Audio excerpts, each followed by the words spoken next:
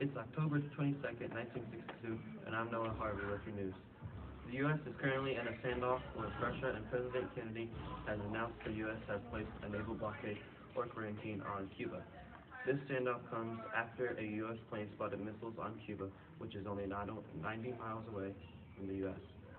This was discovered after Russian leader Khrushchev publicly stated that no missile capable of reaching the U.S. will be placed in Cuba.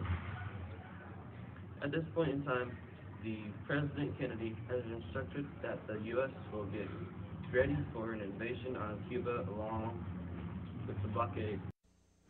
Good evening, my fellow citizens. This government, as promised, has maintained the closest surveillance of the Soviet military buildup on the island of Cuba. Within the past week, unmistakable evidence has established the fact that a series of offensive missile sites is now in preparation on that imprisoned island. The purpose of these bases can be none other than to provide a nuclear strike capability against the Western Hemisphere. Only last Thursday, as evidence of this rapid offensive buildup was already in my hand, Soviet Foreign Minister Gromyko told me in my office that he was instructed to make it clear once again, as he said his government had already done, that Soviet assistance to Cuba, and I quote, pursued solely the purpose of contributing to the defense capabilities of Cuba, unquote. That, and I quote him, training by Soviet specialists of Cuban nationals in handling defensive armaments was by no means offensive.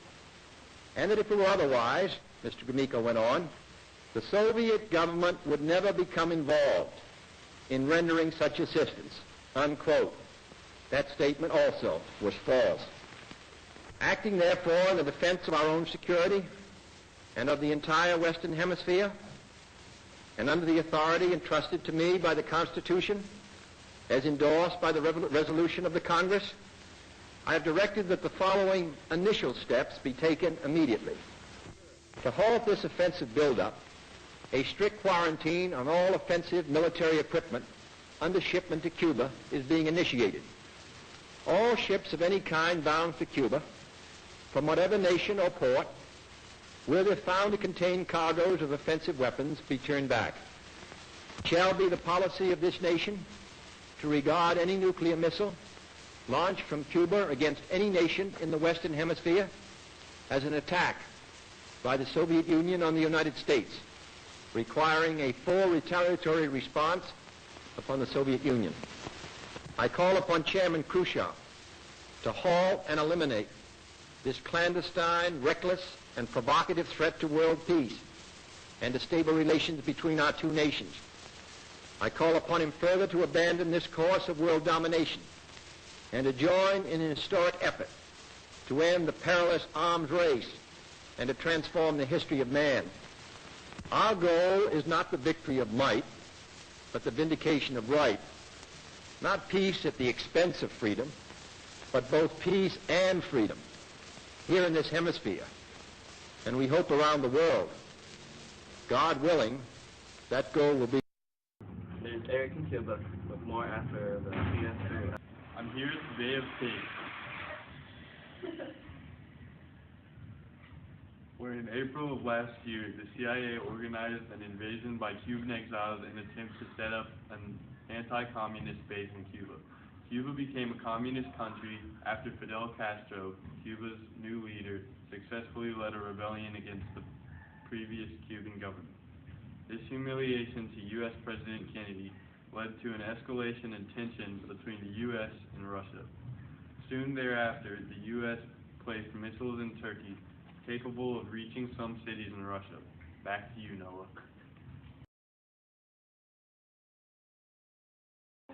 Hello, it's October 28, 1962, and I'm at the White House, where President Kennedy has been in contact with Russia's Khrushchev after Russian missiles were found in Cuba. After Kennedy's announcement of the Cuban quarantine, Khrushchev sent a letter telling Kennedy the missiles would be withdrawn if the naval blockade on Cuba was lifted. Our sources tell us that before Kennedy could reply, another letter was received altering the terms. In this letter, Khrushchev says he will remove Russian missiles into Cuba if the U.S. removes their missiles in Turkey. Robert Kennedy, the president's brother, had a conversation with Anatoly Dobrinin, the Soviet ambassador. Kennedy said if Soviets don't remove missiles the next day, the U.S. would use force to destroy the missiles. There could be no official deal, but if the Cuban missiles were removed, the missiles on Turkey would soon follow. On October 28th, Dobrinin announced Russia would withdraw the missiles. This ended the crisis.